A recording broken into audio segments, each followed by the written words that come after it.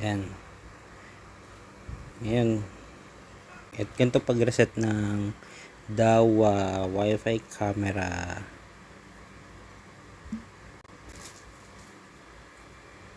IPC HDBW123. Yan.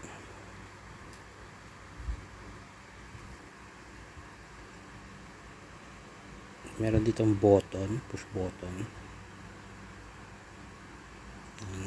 Press nyo lang yan 10 seconds hanggang sa mamatay yung ilaw.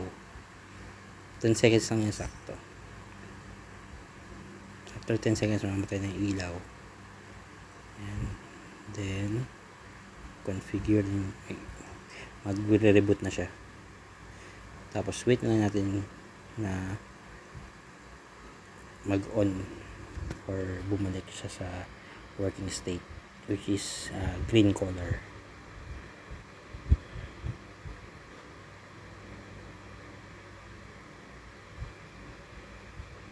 Ito nga pala yung Wi-Fi camera na infrared. Ayan.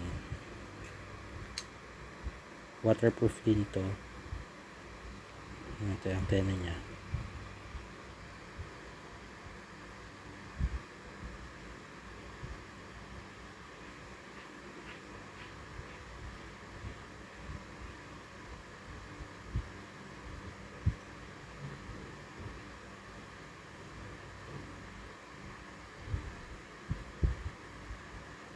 Ngayon, kapag kulay green na yung status niya, sabihin ready to configure na to. Kaya natin buksan yung DMSS application. Ito yung camera na yon. Since na-reset natin siya, kailangan na siyang i-delete.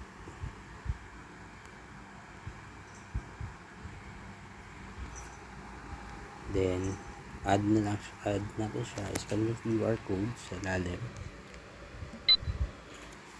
Then click next. Select camera and wireless camera. Then click next.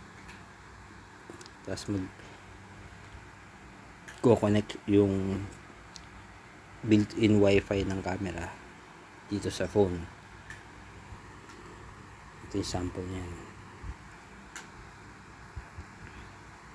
Makikita mo yung status ng wifi connected via DMSS. So sa screen na to, mag-select tayo ng isang home wifi, yung pinakamalapit sa home, or yung wifi nyo sa home, sa bahay, kung saan nyo gusto i-connect itong wifi camera. So click next, enter nyo lang yung password, then click next. Tapos mag-wait tayo hanggang matapos yung pag-initialization niya or sa yung pag-add ng device sa DMSS. Minsan nag-e-error to. So kapag nangyari yung i-enter nyo ng manually yung password ng wifi, ng home wifi. Pero kapag nag-successful siya, dire-diretso lang.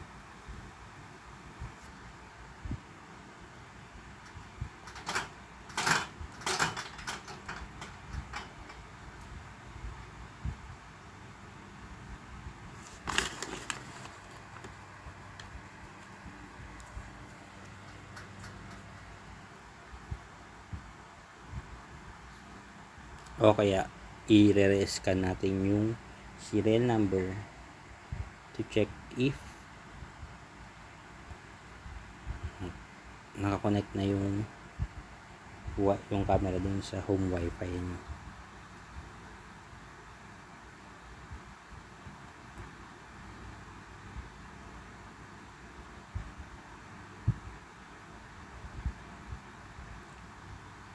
So nag-error nga siya.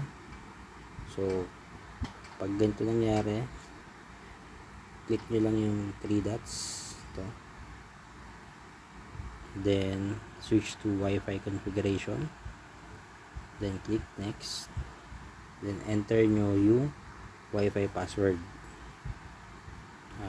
Pause ko muna yung recording habang na-enter ko yung Wi-Fi password. Ayan. Kapag na-enter nyo na yung Wi-Fi password, then click next. And wait natin kung magkakonnect na successful yung device. Ayan. Pag nag-successfully add na siya, i-redirect ka niya na doon sa pag-add ng device. So, default region niya is Philippines. So, click got it. And then, username is default as admin. Then, for the sake of this tutorial, create lang tayo ng pinaka-simpleng password, which is admin 123 tudok exclamation point. Then, i-confirm lang natin yung password.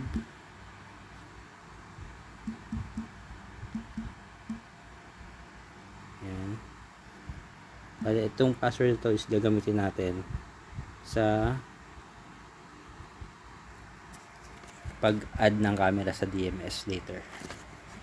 So, kailangan nyo i-take note is device password na sinet nyo, yung email, ito yung email kung saan mag-bind yung camera, then yung make sure na naka-enable yung DHCP para hindi magka-problema yung IP conflict, yung IP niya. So, pag okay na lahat yan, then click next, then make sure yung cloud access at yung auto check is naka-check din para automatic update siya, then click OK. Ayan, nag-i-initialize na siya.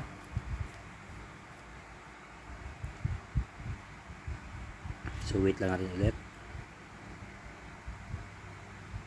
Yan, makita nyo failed to get, pero pwede nyo na siyang i-back, then sabihin niya hindi na-add yung camera, diba? So, click mo lang yung OK, then rescan,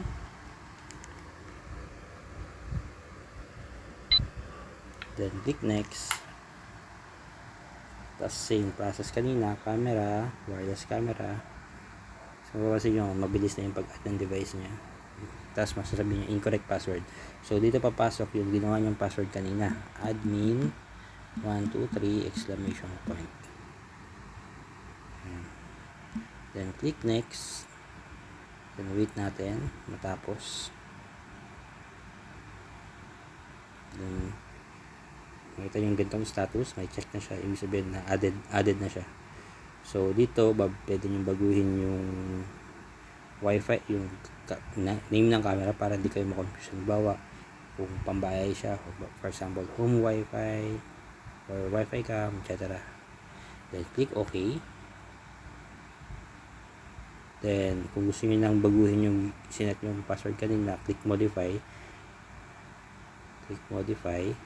Pero if ayaw nyo na muna, gusto nyo na muna pagganahin yung camera, maybe later. Ayan. Pwede naman siyang baguhin sa settings mamaya. Then for now, click natin maybe later. Then that's it. Connected na yung Wi-Fi, yung camera mo sa DMSS. Ayan.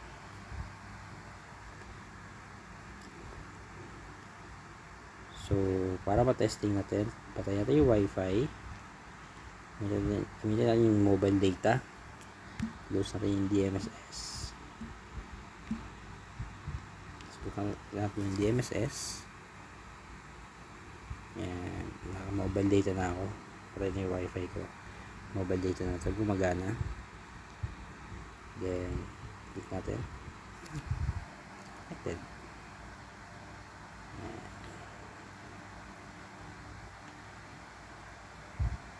Hopefully makatulong itong tutorial ito sa inyo. Thank you.